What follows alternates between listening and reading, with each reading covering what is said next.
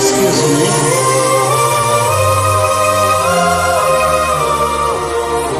S.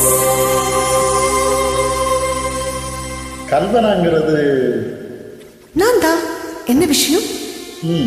குங்குமத்துல news பார்த்தேன். குங்கும மேட்ரா? காலையில இருந்து எத்தனை பேர், ஏகப்பட்ட phone calls, SMS, bouquets, autograph, photograph.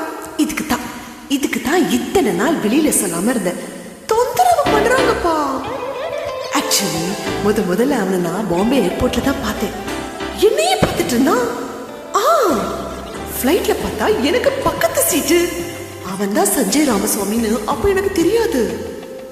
Hi அப்படின்னா நானும் ஹாய் அப்படின்னு பேச ஆரம்பிச்சான். சென்னை ஏர்போர்ட் வரைக்கும் நான் ஸ்டாப்பா பேசிட்டே இருந்தான். அப்புறம் ஐ லவ் யூ தான். நான் முடியவே முடியாதுன்ட்டேன். ஆள் மேல ஆள் அனுப்புறான், ஒத்த கால்ல நிக்கிறான். சரி ஓகேன்ட்டேன். புக்ல நியூஸ் வந்துருச்சா, தெரிஞ்சவன் தெரியாதவன் அத்தனை பேர் ரெக்கமெண்டேஷன்ஸ்க்காக வராங்க. ஆமா, நீ இந்த ஆட்ல நடிக்க தானே வந்திருக்க? இந்த ஆட்ல நடிக்க தானே நீயும் கோட்டு போட்டு வந்திருக்க? உன்னை செலக்ட் பண்ணிட்டாங்களா? நான் வேணா ரெக்கமெண்ட் பண்ணட்டுமா? லுக், கோட் மாட்டிட்டு வந்தா குவாலியர் ஷூட்டிங்ல கூப்பிடுவாங்கன்னு எதிர்பார்க்க கூடாதுப்பா. அந்நியப்பலம் அனில் சேமியான எது வந்தாலும் நடிக்கணும். ஓகேயா? Okay. But one thing, talent இருந்தா மட்டும்தான் நான் ரெக்கமெண்ட் பண்ணுவேன்.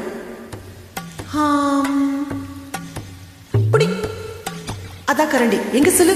ரூபினிங்கிறது சமையல்காரி பேர் இல்லைங்க, சமையல் என்ன பேரு சொல்லு.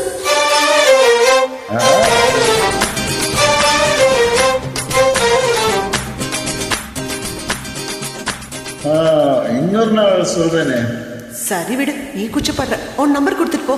சான்ஸ் வந்தா நானே உன்னை கூப்பிடுறேன். 9855055559. ஏர் வாய்ஸ் செல் வச்சிருக்கியா?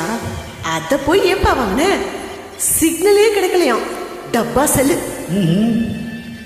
ஆண்டனாவை கொஞ்சம் திருப்பி வைடான்னு சொன்ன, கேட்க மாட்டேங்கிறான். எங்க கம்பெனி தான் இருந்தாலும் ஸ்டாண்டர்ட் நல்லா இருக்கணும்ல.